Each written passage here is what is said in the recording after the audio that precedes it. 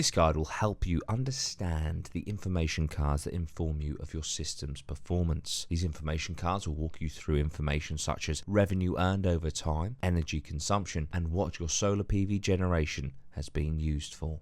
The energy consumption card. The energy consumption card indicates the amount of energy that your property has drawn from different sources over a given time frame. Self-use indicates energy from your renewable sources, while consumed indicates energy drawn from the national grid. Off-grid energy indicates how much power has been discharged from your battery system during a power cut, only if you have an emergency power supply connection installed. To modify the timescale, please press See Details and then press the Date button in the top left corner.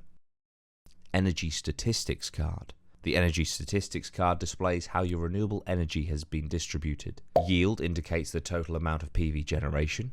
Self-use refers to PV generation that has been consumed in your house, plus energy that has been discharged from your batteries. Solar PV energy that goes to your battery system first is not counted twice. Instead, it will be counted as battery discharge. Feed-in energy is a measure of energy that has been exported back to the grid. For most systems, this will consist solely of excess solar PV energy. Power Statistics card. The Power Statistics card displays a graphical representation of your system's activity of a given timescale, measured alongside other important variables such as grid energy and demand from your house. You can tap on the button next to the date to add and remove variables from the graph. The timescale can be modified by pressing on the date. The PV power is your solar generation. The AC power is the power currently being inverted from DC energy. The load power is the demand from your property. The grid power is the energy imported from or exported to the grid.